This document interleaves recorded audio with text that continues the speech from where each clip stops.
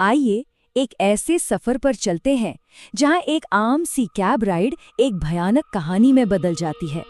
एक ऐसी कहानी जो असलियत और वहम के बीच की लकीर को धुंधला कर देगी। तो सवाल यही है कि कैसे रोज की तरह घर जाने का एक नॉर्मल सा सफर एक कभी ना खत्म होने वाले खौफ में तब्दील हो जाता है। कहानी शुरू होती है निशा से। एक यंग प्रोफेशनल है जो अपनी लेट नाइट शिफ्ट के बाद बहुत थकी हुई है, बस घर जाना चाहती है। लेकिन उसे जरा भी अंदाजा नहीं है कि ये रात उसकी जिंदगी की सबसे लंबी और डरावनी रात होने वाली है। तो घर जाने की जल्दी में वो अपना फोन निकालती है, कैब बुक करती है और जैसे ही कैब असाइन होती है उसे एक अजीब सी बेचैनी होती है। कुछ तो है जो ठीक नहीं है। होता यह है कि लगातार तीसरी रात उसे वही ड्राइवर मिलता है। अब सोचिए, क्या ये सिर्फ एक इत्तेफाक है या आने वाले किसी खतरे का पहला इशारा? खैर, कैब चल पड़ती है और यहीं से निशा की जो रियलिटी है, जो हकीकत है, वो धीरे धीरे एक एक करके टूटना शुरू होती है। देखिए, 4 ऐसी चीजें होती हैं जो उसके डर को बढ़ा देती हैं। पहला, ड्राइवर एक अनजान सुनसान रास्ते पर गाड़ी मोड़ देता है। दूसरा, रेडियो पर सालों पुरानी 2012 की खबर चलने लगती है। तीसरा, एक ही रेस्टोरेंट का बोर्ड उन्हें बार बार दिखाई देता है। और आखिर में उसके फोन का जीपीएस बंद हो जाता है और नेटवर्क भी चला जाता है। मतलब उसे दुनिया से पूरी तरह काट दिया जाता है। ठीक उसी वक्त जब निशा को लगता है कि वो इस अनजान सफर में बिल्कुल अकेली फंस गई है, तभी उसकी दोस्त सना का फोन आता है। और यहीं कहानी में एक ऐसा ट्विस्ट आता है जो सब कुछ पलट कर रख देगा।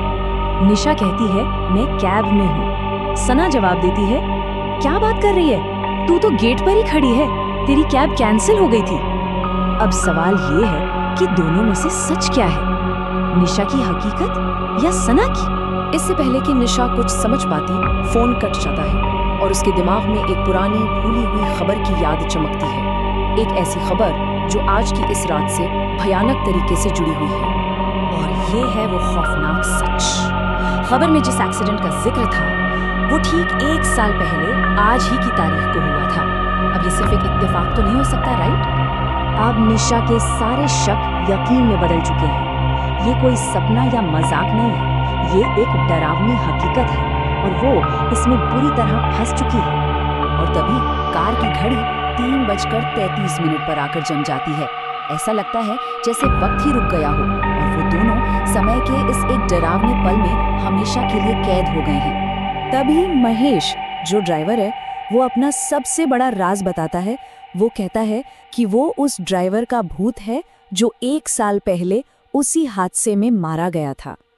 वो अपनी आखिरी यात्रा को बार बार जीने के लिए मजबूर है और आज निशा भी इस भयानक लूप का हिस्सा बन चुकी है।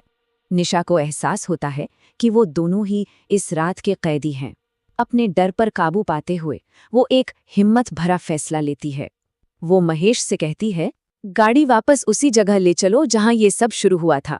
कहानी अब अपने आखिरी पड़ाव पर है, जहां एक फाइनल राज खुलना अभी बाकी है। एक ऐसा राज जो सब कुछ फिर से बदल कर रख देगा। अचानक निशा की आंख खुलती है। वो देखती है कि वो ऑफिस के बाहर एक बेंच पर है। गार्ड बताता है कि उसकी कैब तो कैंसिल हो गई थी। सब कुछ एकदम नॉर्मल है। तो क्या वो सब बस एक बुरा सपना था? एक पल के लिए उसे बहुत सुकून मिलता है। ऐसा लगता है जैसे वो खौफ खत्म हो गया और जिंदगी वापस अपनी पटरी पर आ गई है। लेकिन फिर वो अपने फोन की गैलरी खोलती है। वहां एक नई तस्वीर है। टाइम स्टैम्प सुबह के 3:33।